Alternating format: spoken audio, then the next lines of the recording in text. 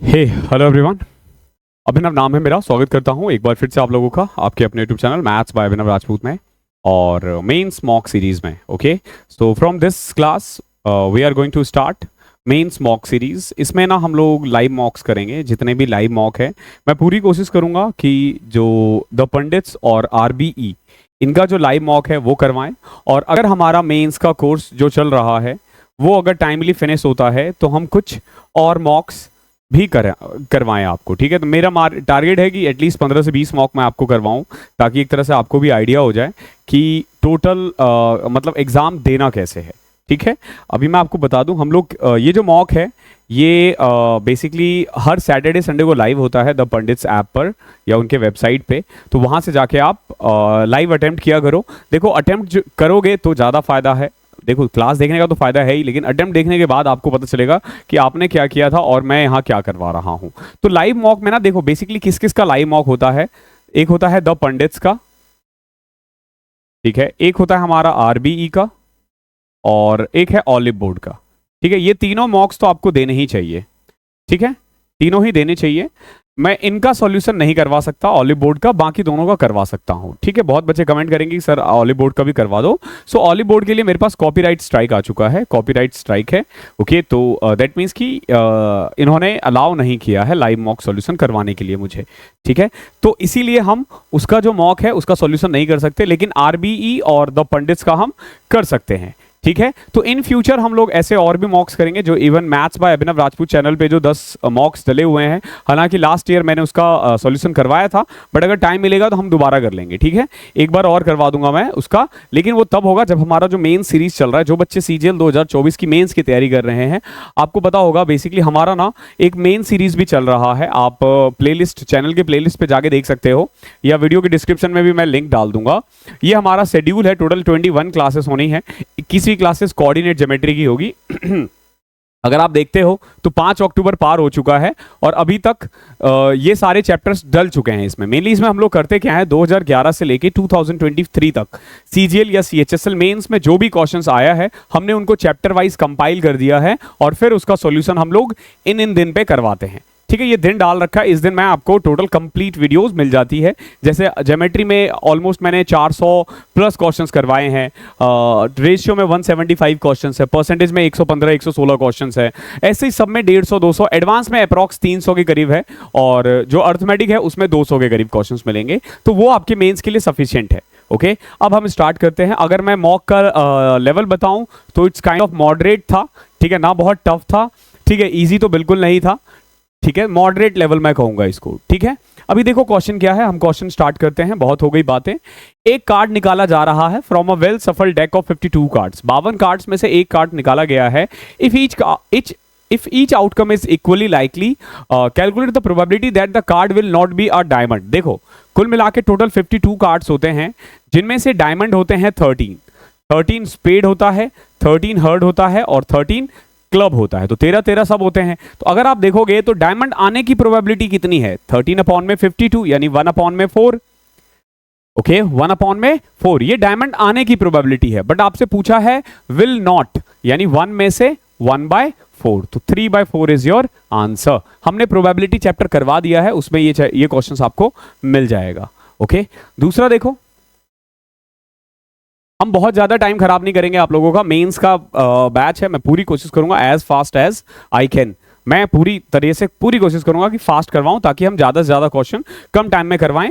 और आप वीडियो को 1.25 की स्पीड पे देखा करो। 1.5 थोड़ा ज़्यादा तेज हो जाएगा क्योंकि मैं ऑलरेडी बहुत तेज बोलता हूं, बहुत तेज पढ़ाता हूं। 1.25 पे आप देख सकते हो। From the top of a tower, देखो एक टावर के टॉप से, from the top of a tower the angle of depression on the top of a 25 meter high building is 30 degree.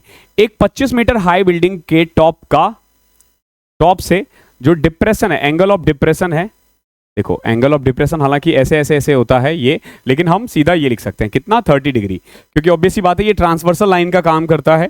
ठीक है, तो उससे फर्क नहीं पड़ता, आप इसको 30 डिग्री मान सकते हो। ओके, ये टावर है। ओके, इधर वाला टावर है और इधर वाला बिल्डिंग है। अब देखो इसको कितना फास्ट करेंगे हम। ठीक है, ये बहुत इजी क्वेश्चंस होते हैं और इजीली हो भी जाते हैं। If the distance between the tower and building is 163√3, देखो ये है 163√3। ये क्या है, ये टावर और बिल्डिंग का गैप है, यहाँ ये भी इतना ही होगा 163√3। अब देखो अगर ये 30 है तो ये 60 होगा। एक चीज हमेशा ध्यान रखना, 30 के सामने वाला हमेशा 1 होता है, 60 के सामने वाला √3 होता है और 90 के सामने वाला 2 होता है। तो देखो यहाँ 60 के सामने क्या है 163√3, ये एक्चुअली में वैल्यू किसकी है √3 की, तो इसकी वैल्यू कितनी आ जाएगी 163, यानी यहां से यहां तक 163 है और यहां से यहां तक कितना है 25 है। आपसे पूछा है टावर की हाइट, तो 163 + 25 180, it is your answer. Okay, आसान क्वेश्चन था ये, हमने हाइट एंड डिस्टेंस में कर रखा है। अब देखो यहां पूछा the sum of modes of the given data set, आपको ना सम ऑफ मोड्स निकालना है। देखो सम ऑफ मोड्स मतलब है कि एक से ज्यादा मोड भी हो सकते हैं, उनका सम निकालना है। तो सबसे पहले देखो कि क्या क्या मोड हो सकता है। 2 देखते हैं, 2 1 2 3 और 3 बार आया है। 2 कितनी बार आया है 3 बार आया है। 9 को देखते हैं, 1 2 9 2 टाइम्स आया है। 7 1 2 7 भी 2 बार आया है। 5 देखते हैं, तो 1 2 3 और 3, 5 कितनी बार आया है 3 बार आया है। फिर 3 देखोगे तो 1 ही बार आया है, 8 भी 1 ही बार आया है, 4 2 बार आया है और 6 1 बार आया है। ठीक है, तो कुल मिला के देखो मोड क्या होता है, जिसकी फ्रीक्वेंसी सबसे ज्यादा आती है। ठीक है, जो सबसे ज्यादा बार रिपीट करता है हमने मोड निकाल दिया है। ठीक है, मोड हमने करवा रखा है स्टैटिक्स में। तो अब देखो 2 3 बार आ रहा है और 5 भी 3 बार आ रहा है, तो इसका जो मॉड होगा ना, मॉड को हम z से रिप्रेजेंट करते हैं, वो बेसिकली 2 and 5 होगा। क्या होगा 2 and 5, इसके दो मॉड्स है 2 and 5। आपसे पूछा सम ऑफ द मोड्स 2 5 7। एक चीज ध्यान रखना, ये ब्रैकेट में भी सेम चीज होगा जो यहां लिखा हुआ है। ओके, ये हिंदी इंग्लिश करके जो हम पीडीएफ बनाते हैं, मतलब जो इन्होंने बनाया होगा पंडित्स का, ठीक है, तो वहां से मैंने उठाया है, तो इसीलिए आपको दोनों ही यहां दिख जाएंगे, लेकिन एक ही ऑप्शन 2 बार दिखेगा, तो कंफ्यूज मत होना। ब्रैकेट में भी वही चीज मिलेगा, देख रहे हो। अब जैसे देखो ये हिंदी के लिए, ये इंग्लिश के लिए क्या है। देखो a piece of work can be completed by P and Q together in 24 days. देखो पी और क्यू किसी काम को 24 दिन में कर सकता है। The same work can be completed by R alone in 48 days. R इसको अकेला 48 डेज में कर सकता है। While P and R working together can complete the same work in 30 days. P और आर उसी काम को 30 दिन में कर सकता है। क्लियर है। Then the find the number of days taken by S alone. तो बताओ एस को कितना टाइम लगेगा अगर S 150% more efficient than P है। देखो 150% मोर का मतलब यह हुआ कि जितना वो काम करता है ना, उससे 150% ज्यादा, यानी 2.5 टाइम्स। ध्यान रखना। ओके, हमें एस का बताना है कि कितने दिन में करेगा। तो देखो कितना आसान है, 24 48 30, इसका एलसीएम ले सकते हो। यहां पे टोटल कैपेसिटी आ जाएगी 240। ये क्या है, ये एलसीएम आया है। ठीक है, ये क्या आया है, एलसीएम आया है 240। तो देखो P प्लस Q की एफिशिएंसी 10 आ जाएगी, इसकी एफिशिएंसी 5 आ जाएगी और इसकी 8। ठीक है, नाउ यहां से देखो R की एफिशिएंसी कितनी है 5। अगर R की एफिशिएंसी 5 है और P प्लस R 8 है, तो P की एफिशिएंसी कितनी आ जाएगी 3। P की एफिशिएंसी 3 है, यहां पुट करोगे Q की एफिशिएंसी 7 आ जाएगी। ठीक है, बट आपसे पूछा गया था S का, और S जो है ना वो P से 1.5 टाइम्स ज्यादा है या 150% ज्यादा है। तो P जो S जो है ना वो P प्लस P का 150% है, यानी कि 3 प्लस 3 का 150% कितना होगा 4.5, यानी S एक दिन में 7.5 काम करता है, 7.5 काम कर रहा है एक दिन में। कितना काम है 240। तो बताओ कितना टाइम लगेगा, तो 240 अपॉन में 7.5, पॉइंट हटाओ 0 लगाओ, 25,800। ठीक है, 25 से कट करोगे 25 या 75, 25 दूनी 50, 32 डेज। ओके, ये इसका आंसर है। इस क्लास की जो पीडीएफ है आपको हमारे टेलीग्राम चैनल पे मिल जाएगी, वहां से आप डाउनलोड कर लेना। मैथ्स बाय अभिनव राजपूत हमारा चैनल है टेलीग्राम, वहां से। ओके, देखो क्या है, the average age of A B and C is 42 year. If the average age of A and C is 33 year and that of B and C is 41 year, तो बताओ सी की as 8 साल बाद कितनी होगी। समझो, ए बी और सी का जो एवरेज एज है वो 42 है, तो सम कितना हो जाएगा 126, 42 इंटू 3। ओके, नाउ ए और सी का जो एवरेज है वो 33 है, तो सम कितना हो जाएगा 66। अब एक बात बताओ, a प्लस बी प्लस 6 126 है, a प्लस सी 66 है, तो यहां से b की वैल्यू आ जाएगी कितनी 60। आगे देखो b और c का एवरेज एज है 41, यानी सम कितना हो जाएगा 82। अगर b की वैल्यू 60 पुट कर दोगे तो c की वैल्यू कितनी आ जाएगी 22। आपसे क्या पूछा है, what will be the age of c after 8 year. 8 साल बाद c की उम्र कितनी हो जाएगी, अभी 22 है, 8 साल बाद 30 year. What is the single discount of equivalent to, देखो 3 डिस्काउंट है यहां पे, आपको बताना है कि सिंगल डिस्काउंट किसके इक्वल होगा। सक्सेसिव डिस्काउंट है लेकिन 3 डिस्काउंट है। अब देखो इसको कैसे करोगे आप। पहला डिस्काउंट है 16.25%, दूसरा डिस्काउंट है 20% और तीसरा डिस्काउंट है 40%। ठीक है, देखो 20% का मतलब होता है 100 रुपए का सामान 80 रुपए में मिलना, यानी 5 रुपए का सामान 4 रुपए में मिलना। 40% का मतलब है 5 रुपए का सामान 3 रुपए में मिलना। क्लियर है। 16.25 आपको देखना पड़ेगा क्या होगा। देखो 16.25 अपॉन में 100, फ्रैक्शन में कन्वर्ट करो। जैसे क्या है, 20 को हमने फ्रैक्शन में कन्वर्ट किया तो 1 अपॉन में 5 आया, यानी 5 से 4। 40 को करोगे तो 2 अपॉन में 5, 5 से 3। तो ऐसे ही आपको इसको फ्रैक्शन में कन्वर्ट करना पड़ेगा। देखो पॉइंट हटा के 0 लगाओ, 25 से कट करते हैं, 25 छके 150, 25 पचे 125, 400, 13 पचे 65, 80, 80 13, यानी कि 80 रुपए का सामान आपको 67 में मिलेगा। 16.25 का मतलब क्या है, 80 का सामान 67 में मिल रहा है, क्योंकि 13 रुपए का डिस्काउंट है 80 पे, तो 80 का सामान कितने में मिल रहा है, 67 पे। अब देखो कुछ कट रहा है क्या, कुछ कट रहा है तो काट दो। 4 से कट रहा है ये 20, और तो कुछ नहीं कट रहा, नहीं कट रहा। 25 500, इसका मतलब ये हुआ कि 500 रुपए का सामान जो है ना वो आपको कितने में मिल रहा है, 67 इंटू में 3, 80, 201 में। 500 रुपए का सामान कितने में मिल रहा है, 201 में। तो बताओ डिस्काउंट कितना हुआ, डिस्काउंट हो गया 299। 299 बताओ 500 का कितना परसेंट है। आप देखोगे 60 से थोड़ा कम आएगा, 59.8। 500 का 60% 300 होता है। क्वेश्चन नंबर 7 देखो क्या कह रहा है। How many bricks having length, breadth and height this centimeter respective will be required to construct a wall of dimension 8 meter, 6 meter and 22.5 meter centimeter। Basically आपसे पूछा है कि इतना बड़ा एक दीवार है जिसका जो डायमेंशन है वो है 8 मीटर यानी 800 सेंटीमीटर, 600 सेंटीमीटर और 22.5 सेंटीमीटर। ये टोटल डायमेंशन है, यानी इसका वॉल्यूम ये हो जाएगा। और आपसे पूछा ऐसे कितने ब्रिक लगेंगे जिसका लेंथ है 25, ब्रेथ है 11.25 और हाइट कितना है 6 है। इसको सॉल्व कर लोगे आ जाएगा आंसर। देखो कैसे, 11.25 से कटा 2, 6 से कटा 100, 25 से कटा 4, 4 इंटू 2 8, 8 इंटू 8 6400। ये आसान क्वेश्चन है, ये आपसे आराम से हो जाएंगे। एक इक्विलेटरल ट्राइंगल है ABC, surmounts a square BCDE, surmounts a square BCDE। एक समबाहु त्रिभुज ABC एक वर्ग BCDE के ऊपर है। देखो एक वर्ग है हमारे पास BCDE,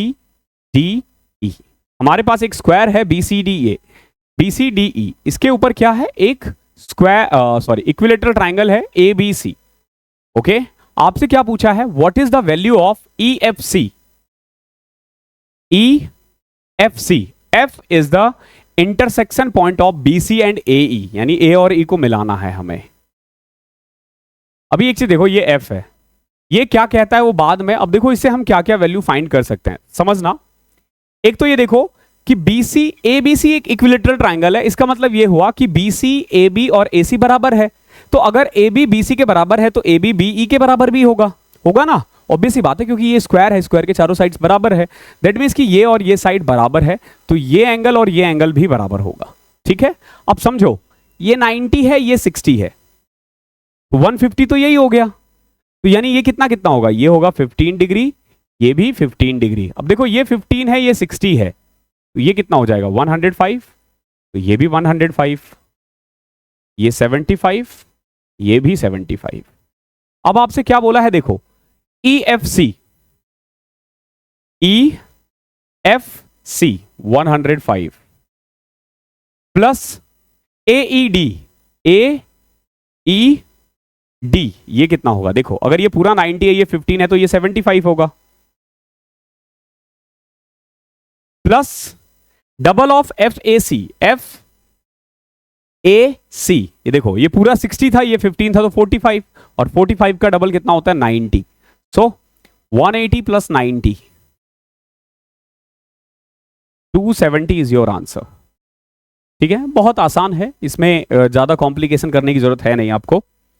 Vipin travel 1/5 of the distance of a journey at a speed of 25 km per hour and the remaining distance at a speed of 60 km per hour If he took a total 11 hour 42 minutes to complete the journey, what was the total distance of the journey? आपसे total distance निकालना है।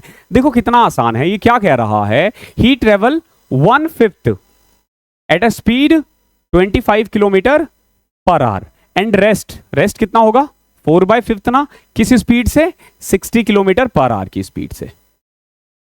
Okay तो एक काम करते हैं, हम अपनी मर्जी से ना एक डिस्टेंस मान लेते हैं, कुछ भी एक डिस्टेंस मान लो, एक ऐसा डिस्टेंस मानो जो ना 25 के टेबल में आ जाए आराम से। ओके और 1/5 बोला, सॉरी 1/4 बोला था। ओके सॉरी 1/4, तो फिर यहां पे 3/4 आ जाएगा। तो एक काम करते हैं ना, जो 100 और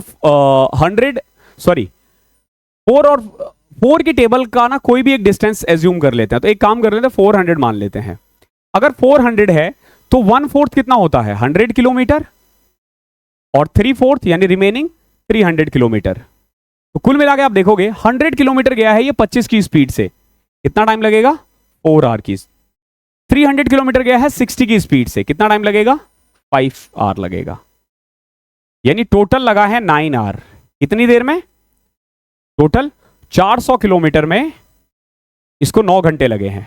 400 किलोमीटर जाने में 9 घंटे, आप कुछ भी मान के कर सकते हो। अब इन्होंने देखो क्या दे रखा है, 11 आवर 42 मिनट, 6 7 42 6 धम 60, यानी 11 7/10 आवर्स। चाहो तो 110 और 7 11 धम 117 बटे में 10, यानी इतना आर लग रहा है, इनके अकॉर्डिंग इतना लग रहा है। कुल मिला के देखो 117/10, ये इनके अकॉर्डिंग है, हमारे अकॉर्डिंग ये किसकी वैल्यू है 9 की, चाहिए किसकी 400 की।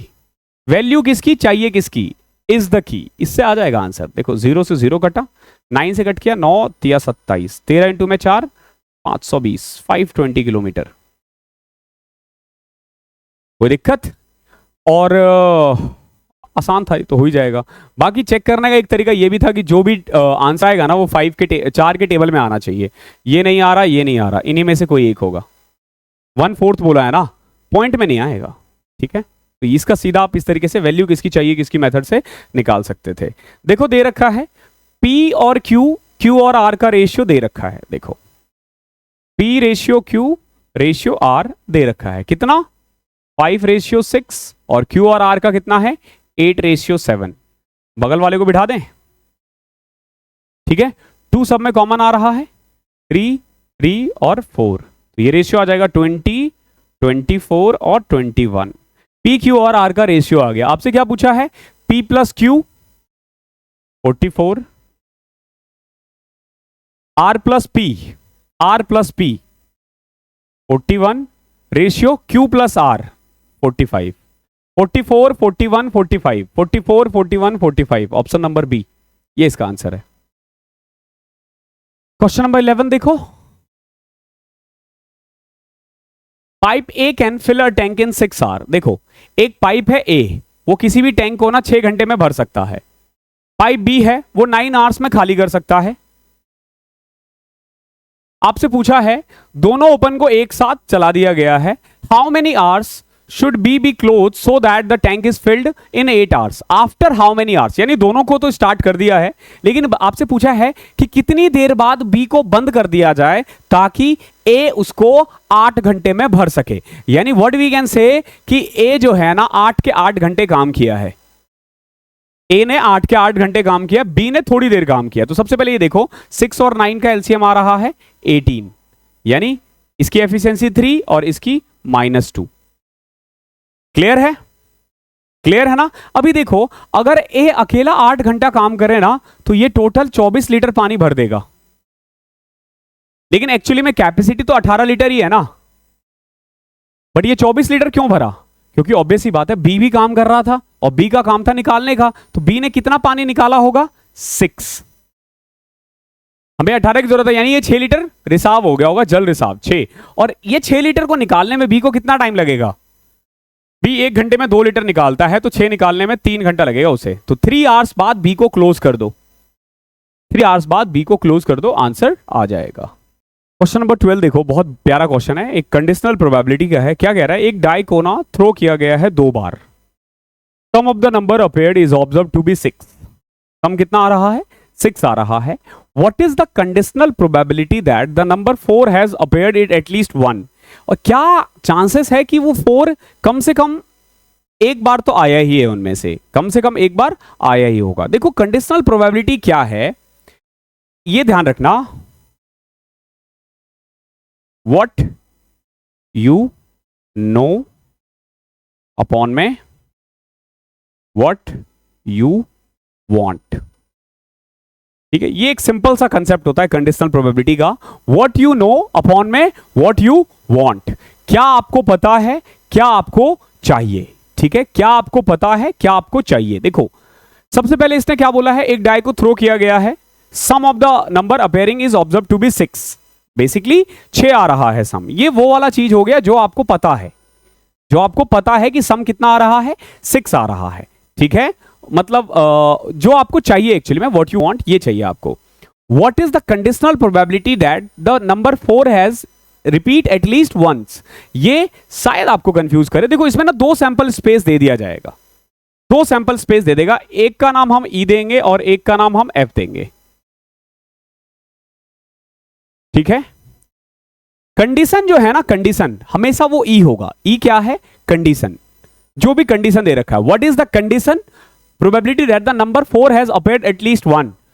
2 बार जब आप थ्रो करते हो तो कम से कम एक बार 4 आने के कितने चांसेस होते हैं बताना. 1 4 2 4 3 4 4 4 5 4 और 6 4.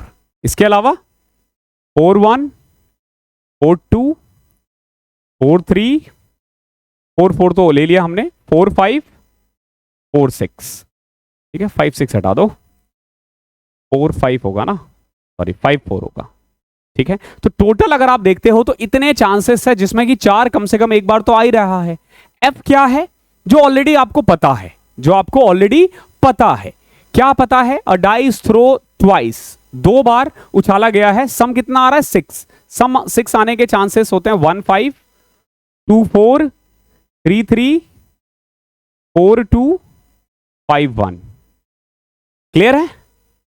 अब इसके बाद हमें क्या करना होता है, बेसिकली कंडीशनल प्रोबेबिलिटी. देखो प्रोबेबिलिटी ऑफ ई अपॉन में एफ का फॉर्मूला होता है probability of E intersection F. Intersection मतलब होता है कॉमन. क्या होता है, कॉमन. अब इसमें बताओ कॉमन क्या आ रहा है, ई इंटरसेक्शन एफ, यानी एक ऐसा नंबर बताओ जो सब में आ रहा हो.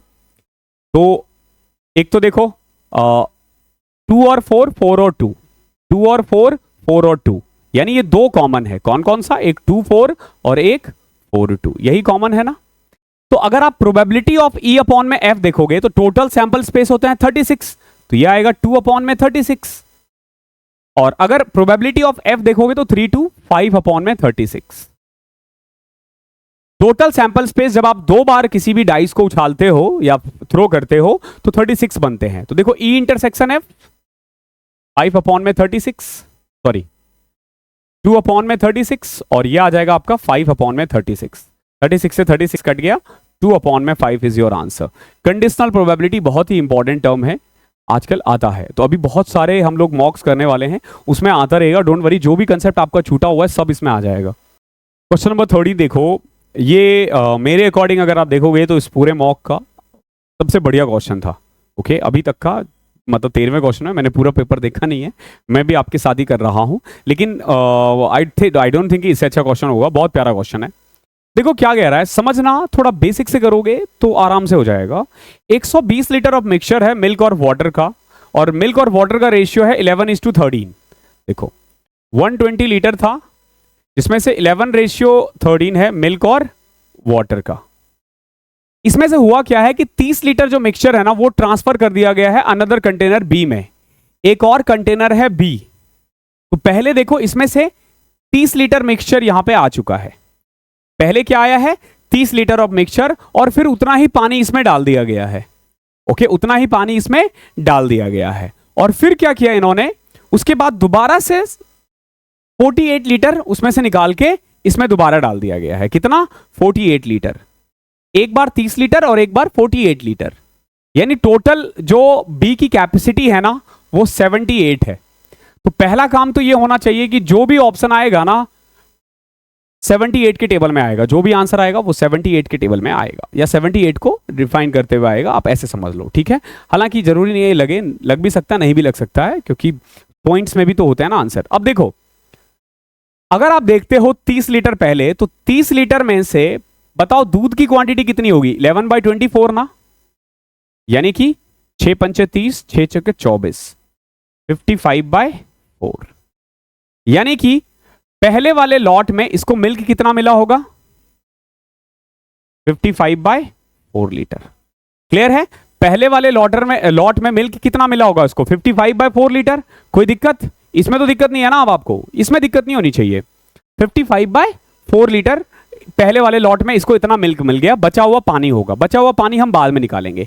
पहला लॉट खत्म।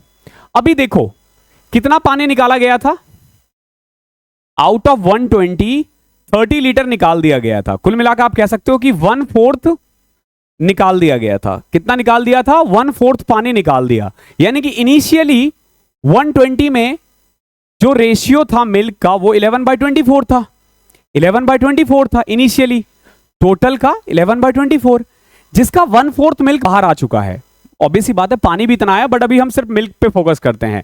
तो अगर 1/4 बाहर चले गया तो बचा क्या? आप बोलोगे सर 1/4 चला गया तो 3/4 बचा, यानी कि बचे हुए क्वांटिटी में आप कह सकते हो कि मिल्क का रेशियो ना ये रहा होगा 11/32 पार्ट।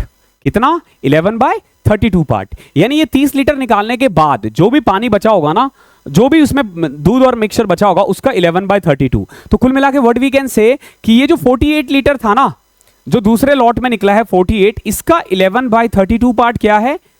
मिल्क।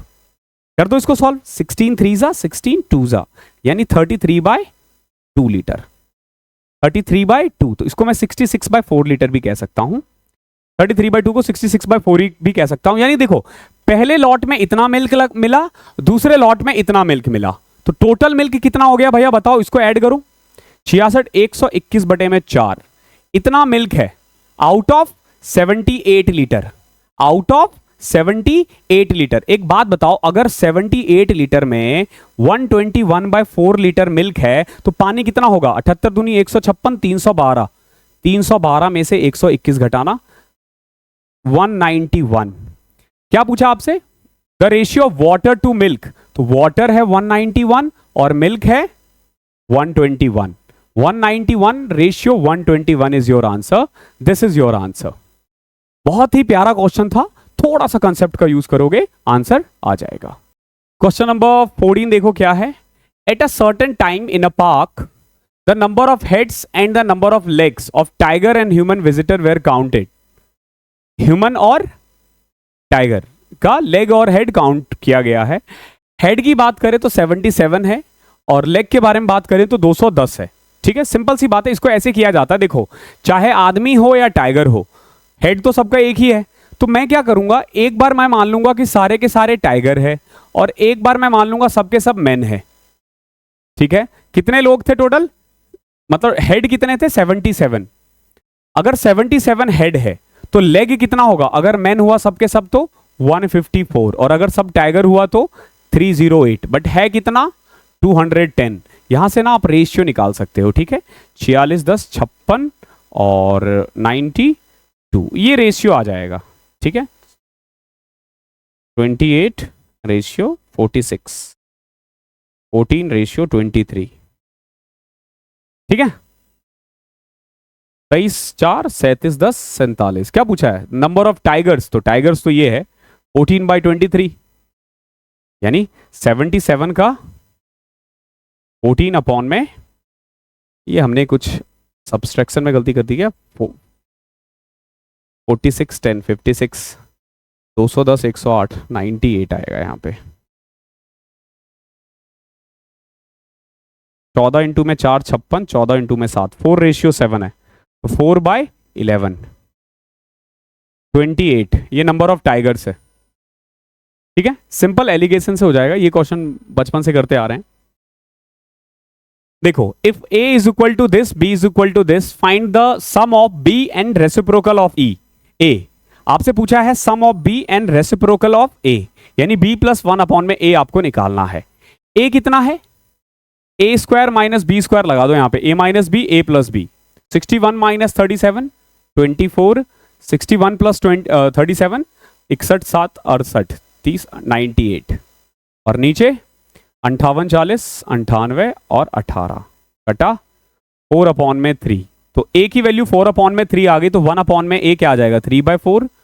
अब बी देखो, बी दे रखा है 43 स्क्वायर माइनस 29, तो एक बार ऐड करो 43 9 52 20 72 और एक बार माइनस करो 14 और नीचे 55 56 40 96 और 14 14 से 14 घटा 24 3 72 4 3/4 3/4 अपॉन में 3/4 6/4 यानी कि 3/2 यानी 1.5। ओके, आसान है, इसको आसानी से करना चाहिए, आपको टाइम नहीं देना इनमें। A is the average of 10 given number. B is the average after 2 of the number with average 45 replaced by 3 other different number with average 54. If A plus B is equal to 45 459 then the value of A minus B. देखो क्या कह रहा है, 10 number का average है A, okay है। B is the average after 2 of the number with average 45 replaced by 3 other different number with average 54. देखो A जो है ना वो 10 का एवरेज है, 10 बंदों का एवरेज है 10 नंबर का, ठीक है। P is the average after 2 of the number with average 45 replaced by, इन्हीं में से इनका सम कितना था 10A था ना, 10 में से दो नंबर जिनका एवरेज 90 था, सॉरी 45 था, उसको निकाल दिया गया है, यानी 45 इंटू में 2 90 निकाल दिया गया है। ऐड क्या किया गया है 54, क्या किया गया है ऐड 54 इंटू में 3, 54 इंटू में 3 यानी 162। तो नया एवरेज क्या आ जाएगा, ये है B, B is equal to 10A plus 72 upon में 11। क्लियर है। देखो A बेसिकली A था 10 नंबर का एवरेज, और B जो था ना उन्हीं में से 2 नंबर निकाल के 3 नंबर ऐड किया गया था। Such a nice question. A plus B दे रखा है 459, और अगर हम सॉल्व करें ना, यहां पे देखो यहां आ जाएगा 11B minus 10A is equal to 72, और इन्होंने क्या दे रखा है A plus B is equal to 459। ठीक है, क्या करें, इसको मल्टीप्लाई कर देते हैं 10 से,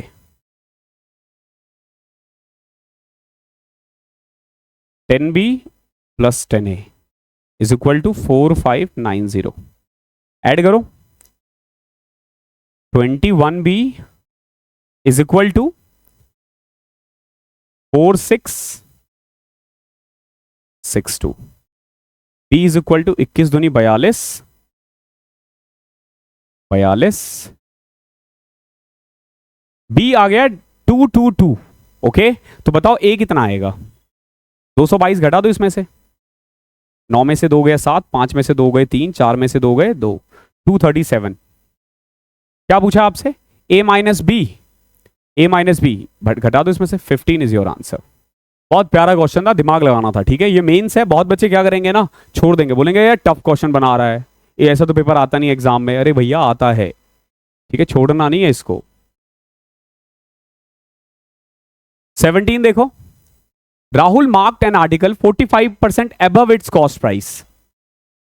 ठीक है, 45% ज्यादा उसने कॉस्ट प्राइस मार्क कर दिया गया है। While selling he give a discount of 25% on it. कितना डिस्काउंट दिया है 25% सोनी को।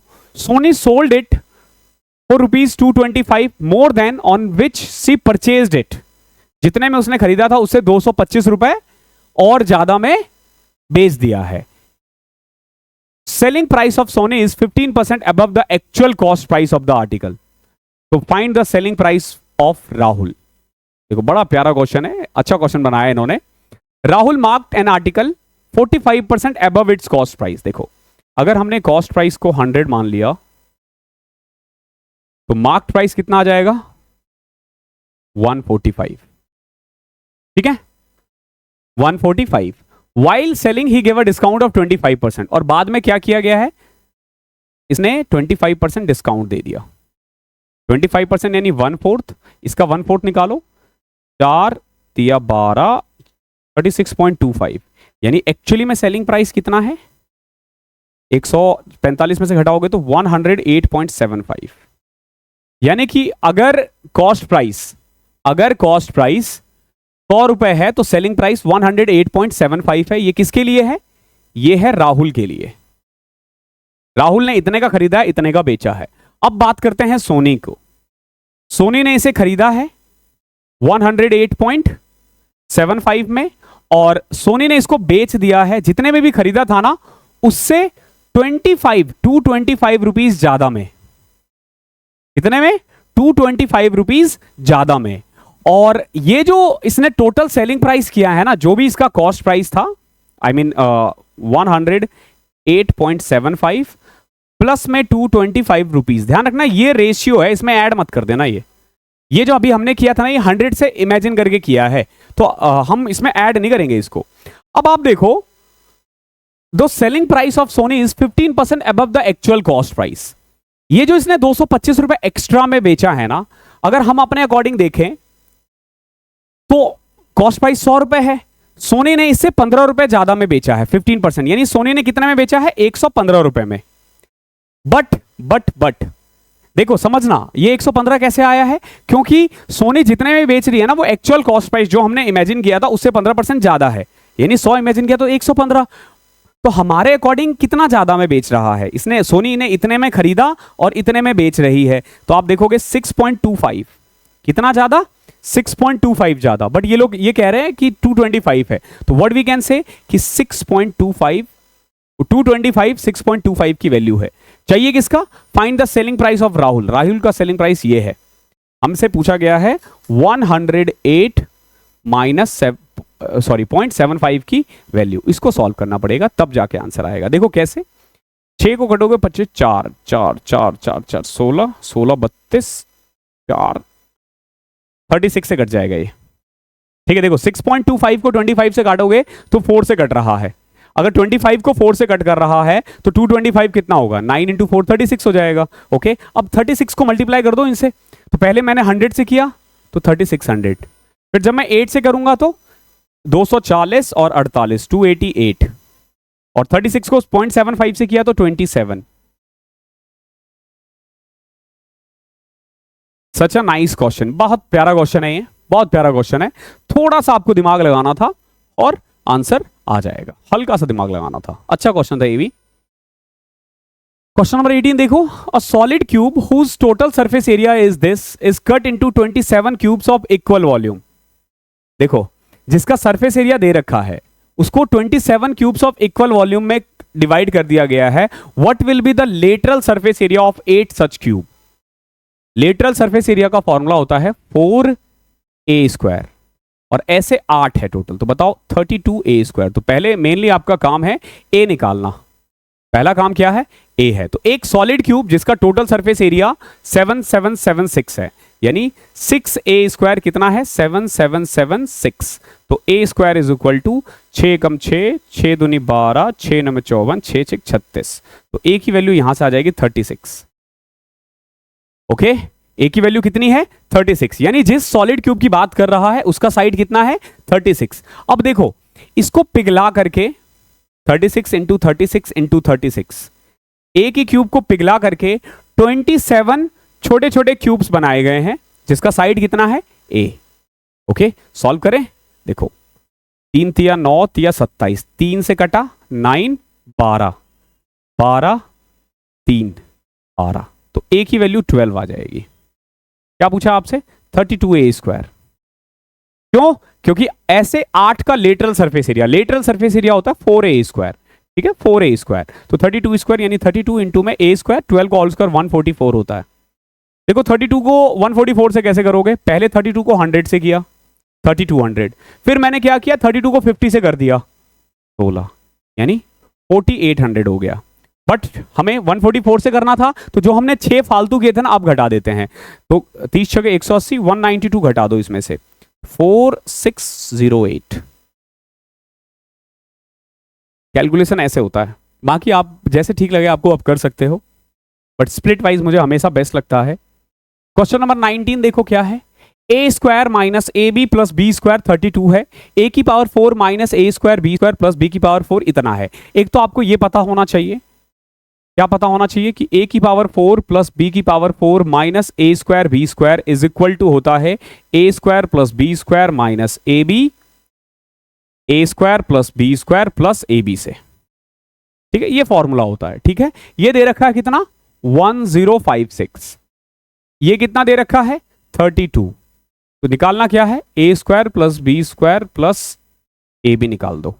32 से डिवाइड कर दो, 16 96 96 2 33, तो A square plus B square plus A B कितना आ गया 33, और क्या दे रखा था A square plus B square minus A B, इन्होंने ऑलरेडी दे रखा है कितना 32। सॉल्व कर लोगे, तो सॉल्व करोगे तो A square plus B square आ जाएगा 65/2, और जब आप इनमें से ये माइनस कर दोगे तो ए बी की वैल्यू आ जाएगी 1/2। क्लियर है, ए बी की वैल्यू कितनी आ जाएगी 1/2। ये दोनों आपने निकाल दिया। क्या पूछा आपसे a अपॉन में b प्लस b अपॉन में a, यानी आपसे पूछा गया A square plus B square upon में ए बी माइनस 2 की वैल्यू बताओ। तो a square plus B square कितना है 65/2, और ए बी कितना है 1/2, 2 से 2 गया -2, 63 इज योर आंसर। आसान क्वेश्चन है, इसको टफ नहीं बोलना। 4√3 कॉसेक थीटा जो है ना वो 8 कॉट थीटा के इक्वल है।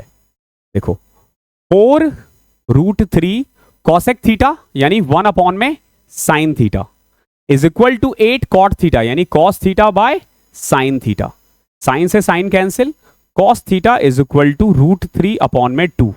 4 से कट किया ना 2, तो √3/2 कब होता है 30 डिग्री पे, तो थीटा की वैल्यू आ गई 30 डिग्री। क्या पूछा भैया आपसे, आपसे पूछ रहा है ये, आपसे ये जानना चाहता है कि ये बताओ sec 2 थीटा यानी sec 60 अपॉन में cos स्क्वायर 90/2 45 की वैल्यू, तो sec 30 होता है आपका 1/2 2, ओके 2 होता है। ओके cos 60 कितना होगा 1/2, तो 2 का उल्टा 1/2 का उल्टा 2, और cos 45 होता है 1/√2, 1/√2 का स्क्वायर 1/2 होता है, 2 गया ऊपर, 4 इज योर आंसर।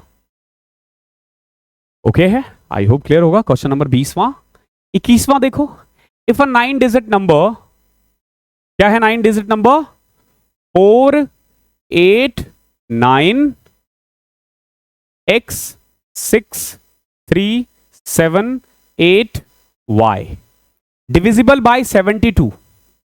ये 72 में है, दैट मीन्स कि ये 9 के टेबल में भी आएगा और 8 के टेबल में भी आएगा। ओके 8 का टेबल का रूल कहता है 7 8y should be divisible by 8।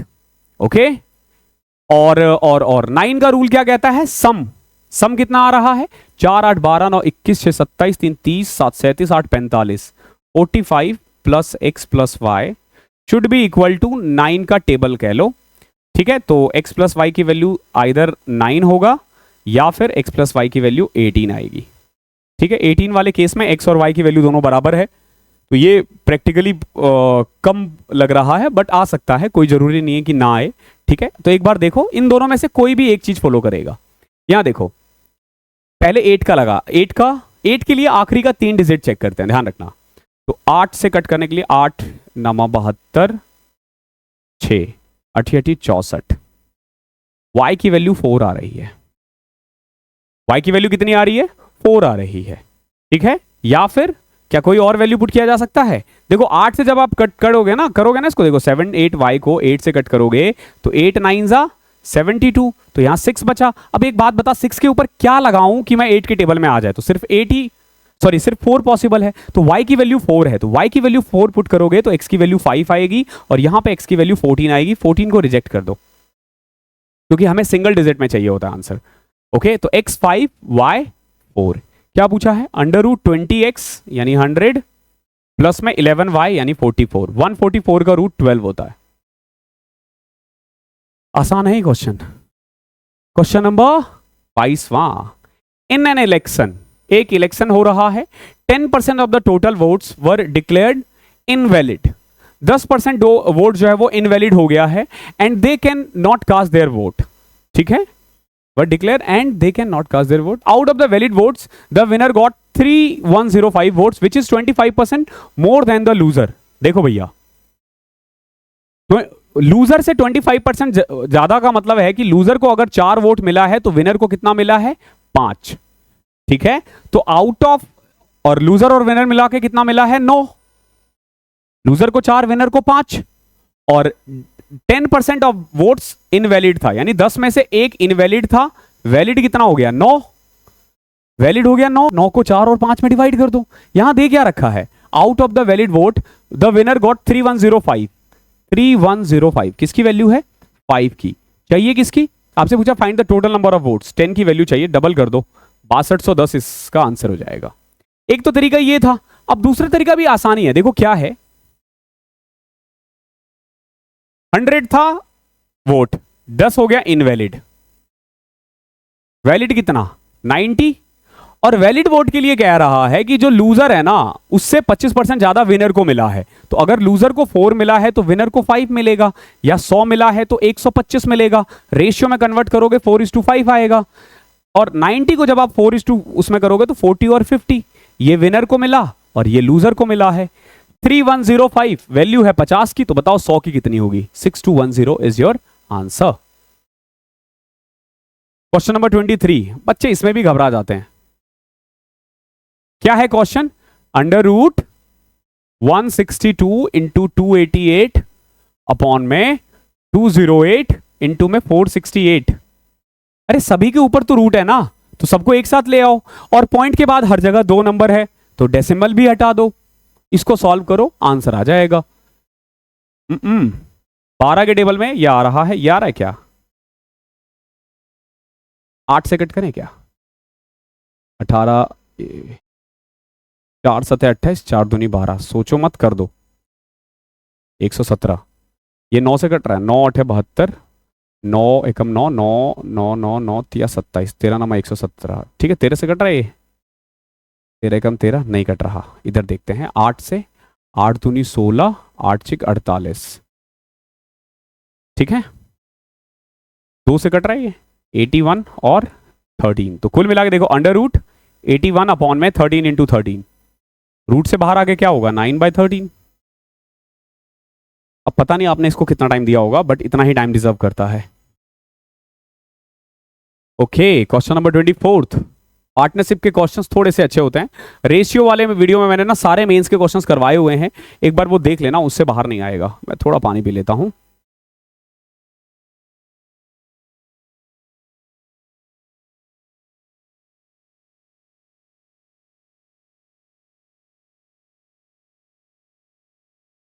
Question number 24 देखो। ABC entered into a partnership by making investment in the ratio 2:3:5. After 1 year, ABC added 2,000, 4,000 and 8,000 respectively.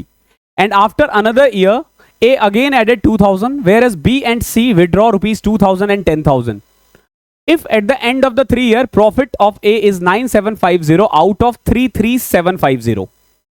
Okay?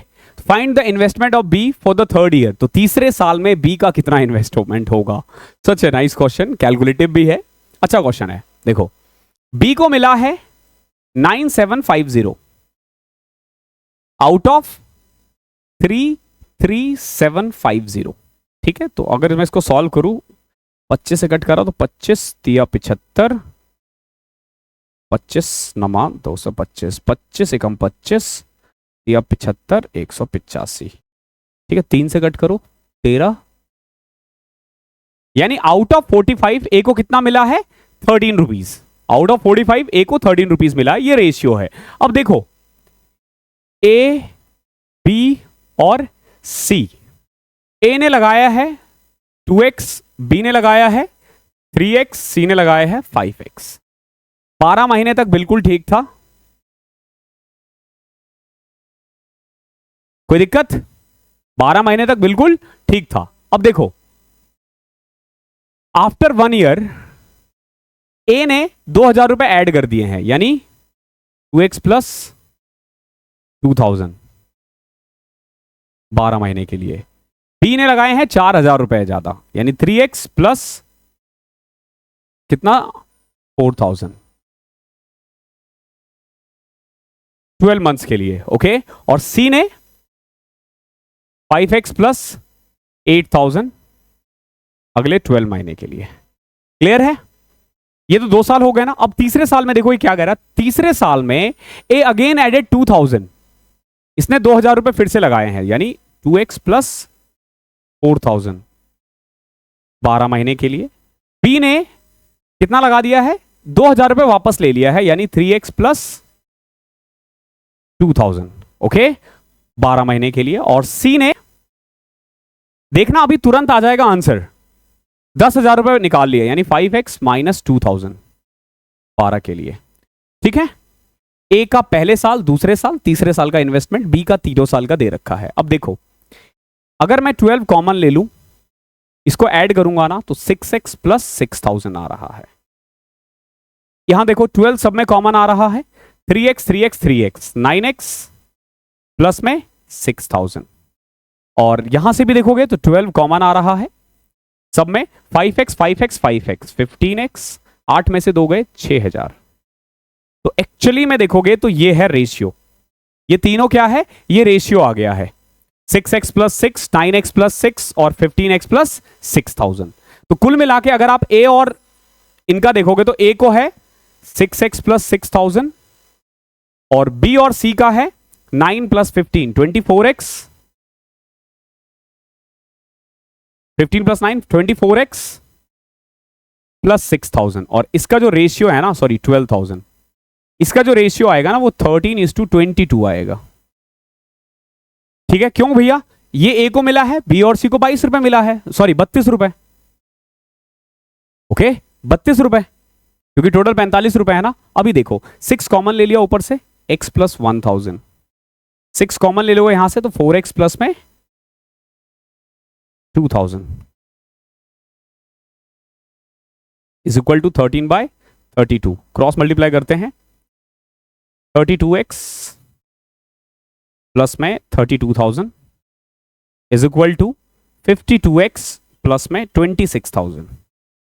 इसको इधर ले आओ और उसको उधर, तो 24x is equal to 6000, x की वैल्यू आ जाएगी 12.5 x की वैल्यू 250 आ रही है। क्या पूछा आपसे, find the investment of B for the third year. तीसरे साल के लिए बी का इन्वेस्टमेंट कितना था, ये है ना 2x plus 2000, 2x plus 2000, sorry 3x plus 2000। तो x की वैल्यू 250 है, 250 इंटू में 3 750, 750 प्लस 2 2000, यानी कि 2750। ठीक है, 24 दूनी 48, 3x प्लस 2000। तो एक छोटा सा माइनर मिस्टेक हुआ है, 52 में से 32 गए तो 20 बचता है, शिट। x की वैल्यू 300 आ रही है, ठीक है, बहुत छोटा सा मिस्टेक था, आप लोगों को दिख गया होगा। x की वैल्यू 300 है, यहां पुट कर दोगे, 3 इंटू में 3 9, 900 प्लस में 2000, 2900 इज योर आंसर। ठीक है, बहुत ही लाजवाब क्वेश्चन था, बेहतरीन क्वेश्चन था, थोड़ा सा कैलकुलेशन हुआ इधर उधर, उसके लिए क्षमा प्रार्थी हूं। आगे देखो, in a triangle A B C, D is a point on side B C. एक ट्राइंगल है हमारे पास ए बी सी, डी एक पॉइंट है बीसी पे, such that A D perpendicular to BC. देखो A B C, A D perpendicular है BC से, ओके, और बी डी जो है ना वो 3 टाइम्स है सी डी के, ओके, ये अगर 1 है तो ये क्या है, 3 है। क्या पूछा, which of the following is true. अब देखो हमें क्या करना पड़ता है ना ऐसे क्वेश्चंस में, बेस्ट होता है वैल्यू मान लो, ठीक है, वैल्यू एज्यूम कर लो, वो ज्यादा अच्छा रहेगा। ठीक है, जैसे ये 3 है, ये 1 है, इसको एक 4 मान लेते हैं हम, कोई दिक्कत, ये 4 है, ये 3 है, तो ये 5 हो जाएगा, और अगर ये 4 है, ये 1 है, तो 16 और 1, ये रूट 17 आ जाएगा। ठीक है, B D is equal to 3 times of C D, ये रूट 17, ये 5, ये 3 और ये 1। अब वैल्यू पुट करो, देखो किसमें सेटिस्फाई हो रहा है। पहला वाला देखते हैं, A B square, A B कितना है भैया 5, 25 माइनस ए सी स्क्वायर, ए सी कितना है 17, तो 8 आ रहा है। 8 is equal to B C square, ये ध्यान रखना ये ऑप्शन रिपीट हो रहा है, तो इसको मत ध्यान रखना ब्रैकेट के बाद, कभी इसको भी ध्यान दो। बी सी स्क्वायर, तो बी सी कितना है 4, 16 बटे में 4, 4, ये तो गलत है। अगर बी सी स्क्वायर बाय 2 होता ना तो सही होता, क्योंकि देखो 25 माइनस 17 8 आ रहा है, यहां 8 आना चाहिए, तो यहां देखो यहां 2 है, तो ये रहा ऑप्शन सही, सी करेक्ट है। ओके, एज्यूमिंग पावर में जो मास्टरी है ना वो कहीं नहीं है। अगर स्टैंडर्ड डेविएशन दे रखा है, मीन भी दे रखा है और कोएफिशिएंट ऑफ वेरिएंस निकालना है आपसे, आपको पूछा है कोएफिशिएंट ऑफ वेरिएंस, इसका फॉर्मूला होता है स्टैंडर्ड डेविएशन अपॉन में mean into 100। Coefficient of variance का मतलब होता है स्टैंडर्ड डेविएशन अपॉन में मीन इनटू में 100। एक चीज ध्यान रखना, ये जो भी हम स्टैंडर्ड डेविएशन वगैरह निकालते हैं ना, उसका जो एंड रिजल्ट होता है ना वो यही होता है। इसी को फाइंड करने के लिए हम लोग इतना कुछ करते हैं ताकि हम ना किसी की वेरिएबिलिटी और कंसिस्टेंसी को चेक कर सके। तो वो आपके सिलेबस में नहीं है, बाकी इसका फॉर्मूला याद रखना। स्टैंडर्ड डेविएशन कितना दे रखा है? स्टैंडर्ड डेविएशन 6 है, मीन 18 है, इनटू 100। ये हमेशा परसेंटेज में होता है, एक चीज ध्यान रखना, 33.33%। ये कट रहा है ना 1/3, 1/3 को परसेंटेज में 33.33% कहते हैं। क्वेश्चन नंबर 27 देखो, सिंप्लीफाई करना है हमें। क्या दे रखा है? सबसे पहले तो देखो ये रहा ब्रैकेट और यहां पे भी है ब्रैकेट, और तो कहीं नहीं है ना। चलो यहां देखो 16 इंटू 1/9 माइनस 3/5 ऑफ है, तो पहले इसको सॉल्व करना। अब देखो इसको कैसे सॉल्व करोगे, 8/5 इंटू में 8 6/30, 13 7 91, 104 6 110 बटे में 13 इंटू में 13 दूनी 26 6 32 बटे में 13, 13 बटे में 32। अभी ठीक है? देखो डिवाइड करके मैंने उल्टा कर दिया 13/32। अब देखो 13 से 13 कटा, 8 से कटा 4, 5 से कटा 22, 11/2, तो 11/2 प्लस में यह आ जाएगा आपका 7 7 सा 49, 9 9 सा 81, 81 और 49 90 40 130, 130 बटे में 63 इंटू में 21 अपॉन में 13। देखो 21 से कटा 3, 13 से कटा 10, तो ये वाला जो यहां जो ये वाला जो लाइन है यहां आ जाएगा 10/3 प्लस 11/5। ओके है? नाउ 16 अपॉन में 9 माइनस 33/10 प्लस 10/3, 10/3 को 30/9 कह सकता हूं क्या मैं, और इसको मैं 22/10 कह सकता हूं। ऐसा इसलिए जब मैं इसको अब आराम से सॉल्व कर सकता हूं, 46/9 माइनस 11/10। ठीक है? आई होप कोई दिक्कत नहीं होगी यहां तक।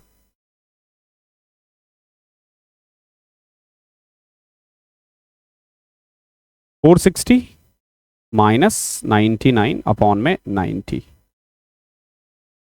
361 अपॉन में 90, ये इसका आंसर आ रहा है यार। तो इसका आंसर हो जाएगा 4/1/90। ठीक है? ये जो दे रखा है ना ये एक्चुअली 4/1/90 है।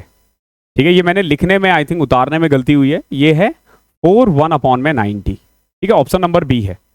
ठीक है? मैंने 41950 वो जो फ्रैक्शन है ना उसको हमने खत्म कर दिया है, थोड़ा सा ये देख लेना, बी इसका आंसर है। क्वेश्चन ठीक था हमारा। ये वाला देखो क्या कह रहा है, if interest being compounded half yearly. देखो जब कंपाउंड इंटरेस्ट हाफ ईयरली होना तो अपने को क्या करना होता है, रेट को हाफ कर लेना होता है, टाइम को डबल कर लेना होता है। ठीक है? तो अगर इंटरेस्ट रेट हाफ ईयरली है और रेट ऑफ इंटरेस्ट है 20%, तो बताओ how much time 12,000 become 15972, 15972। Okay? ये दे रखा है। ओके? देखो रेट कितना दे रखा है 20% ना, हमारे अकॉर्डिंग हम 10% मानेंगे। कितना है रेट? 10%। अब देखो कभी भी टाइम निकालने के लिए आए ना तो बहुत सिंपल होता है, इसको ना आप इजीएस्ट फ्रैक्शन में कन्वर्ट करो। कैसे? देखो 4 से कट करो, 3000, 4 तिया 12, 4 नमा 36, 4 नमा 36, 4 तिया 12। ठीक है? फिर 1000 और ये आ जाएगा 13 तो 31। देखो ये 10 का क्यूब है, ये 11 का क्यूब है। हमेशा ये किसी ना किसी का स्क्वायर बनेगा या ये किसी ना किसी का क्यूब बनेगा, जो भी बनेगा दोनों सेम बनेगा, यानी 10 से 11 हो रहा है। कितने साल? 3 साल। यहां ध्यान रखना ये 3 साल है और ये जो 10 से 11 हो रहा है ना ये रेट ऑफ इंटरेस्ट है। तो 10 से 11 यानी रेट इंटरेस्ट 10% हो गया और टाइम कितना आ गया? 3 ईयर। बट अगर ये ईयरली होता तो, बट हाफ ईयरली है ना तो रेट एक्चुअली में है 20% और टाइम हो जाएगा 1.5 ईयर। जो भी टाइम आ रहा है उसका हाफ कर देना। तो क्या पूछा आपसे? इन मंथ पूछा है, कितने महीने में, तो 1.5 साल को हम 18 महीने कैसे, ठीक है, ये इतना आसान होता है, हमने कंपाउंड इंटरेस्ट कर रखा है, उसमें आपको आइडिया हो जाएगा। An article is sold for ₹1026 at a discount of 14.5% on mark price. If a discount of 8% is given, there is a profit of 144, then find the earlier profit. देखो, एक article को 1026 में बेचा जा रहा है एट अ डिस्काउंट ऑफ 14.5%, ठीक है, तो कुल मिला के देखो 1026 जो है ना, 14.5% डिस्काउंट का मतलब है 100 रुपए का अगर मार्क प्राइस है तो 85.5 में बेचा जा रहा है, तो ये किसकी वैल्यू है 85.5। बताओ 100 की वैल्यू कितनी होगी, तो ये आ गया हमारा मार्क प्राइस, ये क्या आ गया हमारा मार्क प्राइस, ओके, अगर ये क्या है, ये मार्क प्राइस है। अब कह रहा है कि if a discount is 8% given, there is a profit of 144। अगर हम इस पे 8% डिस्काउंट देना हो तो बताओ डिस्काउंट अमाउंट कितना होगा। यहां से आप चाहो तो मार्क प्राइस निकाल सकते हो, ओके, यहां से आप मार्क प्राइस निकाल सकते हो, ओके, या यूं कह लो कि पहले 14.5% था और अब 8% है, डिफरेंस कितना आ रहा है 6.5% का, और प्रॉफिट, अच्छा डिफरेंस नहीं दे रखा, ये टोटल प्रॉफिट है 144। ये डिफरेंस, ये दिक्कत है, अदरवाइज हम सीधा निकाल देते, ठीक है। यहां से पहले तो आप मार्क प्राइस निकाल लो, पॉइंट हटाया, 0 लगाया, 5 से कट किया, 200, 171, 17 नमा 17 6 102, 6 1200, ये मार्क प्राइस है, ध्यान रखना, ये क्या है, ये मार्क प्राइस है। अगर 8% का डिस्काउंट हुआ तो 96 यानी कि 1104 रुपीज, ओके, 1104 रुपीज में बेचने पे इसको 144 रुपीज का प्रॉफिट हो रहा है, यानी कॉस्ट प्राइस कितना आ गया भैया 960। अगर 960 है और पहले बेचा जा रहा था 1026 में, तो बताओ कितना प्रॉफिट हो रहा है 66 रुपीज, ठीक है। ये हमने कर तो दिया, लेकिन ये और इजी हो सकता है, मुझे ध्यान नहीं आ रहा, बट ये और इजी हो सकता है, इतना मतलब हमने यहाँ पे कैलकुलेशन किया, बट ये और इजी किया जा सकता है, अभी मुझे ध्यान नहीं आ रहा कैसे, बट किया जा सकता है। क्वेश्चन नंबर 30 देखो, लास्ट क्वेश्चन है, बहुत प्यारा क्वेश्चन है। राज ने ना 15,000 रुपए लिए हैं सिंपल इंटरेस्ट से, 3 साल बाद he paid 6500 and at the end of 7 year he paid 12,450। देखो, इसने भाई साहब ने पहले 6500 पे किया है और फिर बाद में 12,450 रुपए पे किया है, यानी टोटल इसने 18,950 रुपए दिए, जबकि लिया कितना था 15,000 रुपए। तो एज अ इंटरेस्ट इस भाई साहब ने कितना पे किया है 3950, ये एज अ इंटरेस्ट पे किया है। सिंपल इंटरेस्ट की एक खासियत होती है कि ये हमेशा एंड में दिया जाता है, एंड में यानी कि 7 साल बाद। अब देखो, भाई साहब ने 6500 रुपए 3 साल के बाद दे दिया है, तो 6500 पे 3 साल तक इसने जो भी रेट है उस रेट पे इंटरेस्ट दिया होगा। बचा हुआ जो 8500 है ना, बचा हुआ जो 8500 है, जो बचा हुआ 8500 है, या आप ये भी कह सकते हो कि हाँ 6500 पे 3 साल दिया है और बचा हुआ जो 8500 है ना, उसको इसने 7 साल के लिए रखा है, और टोटल इंटरेस्ट हो गया 3950। क्या कॉमन आ रहा है 20 से 20 कैंसिल, 20 से 20 कैंसिल, कुछ भी कॉमन नहीं आ रहा, आर कॉमन आ रहा है। तो 65 इंटू में 3 195, 85 इंटू में 8 7 56, 560 35 595, 3950। R is equal to 3950 upon में 95 90 680 680 780, 13 13 ना 13 6 78 78 7 5 35 8 5 40, 80 95 8 7 56 560 और 35 595 600 790 आएगा यार, ओके। रेट आ गया 5%, ठीक है। तो ये हमारा पहला मॉक है 2024 मेंस के लिए। ऐसी सीरीज हम लोग और चीज लाएंगे। एक चीज ध्यान रखना कि मेरी वीडियोस आप तभी तक देख पाओगे जब तक एग्जाम के ना 5-6 दिन पहले तक ही, उसके बाद मैं वीडियोस बनाना बंद कर देता हूँ, बिकॉज कि वो आपका ना सेल्फ स्टडी का टाइम होता है। और आप देखोगे कि मैक्सिमम टीचर उसी वक्त जगते हैं। वो एक तरह से ना डिस्ट्रैक्शन का काम करेगा। क्यों? क्योंकि उस समय ना बच्चे जो है एक्चुअली उनका जो क्या बोलते हैं उसको, टेस्टोस्टेरोन कह लो या फिर जो भी है, वो बहुत हाई रहता है। तो बच्चा ज़्यादा से ज़्यादा पढ़ना चाहता है और उस समय आप ना सेल्फ स्टडी करोगे, वो ज़्यादा काम का है। तो अभी से मेहनत करना स्टार्ट कर दो, ताकि उस समय ना आप लोगों को ना फालतू टाइम वेस्ट नहीं करना होगा कि दो कॉर्ड वाले क्वेश्चंस कैसे होते हैं, ठीक है, इन सेंटर सर्कम सेंटर वाला क्वेश्चन कैसा होता है। अभी पढ़ो, सारे कंसेप्ट इसमें क्लियर है, आपको छोटे छोटे टॉपिक्स पढ़ने की जरूरत नहीं पड़ेगी। ठीक है, तो इस क्लास में इतना ही था। आई होप पसंद आया है। पसंद आया है तो प्लीज़ एक अच्छा सा कमेंट जरूर छोड़ के जाना। Thank you so much.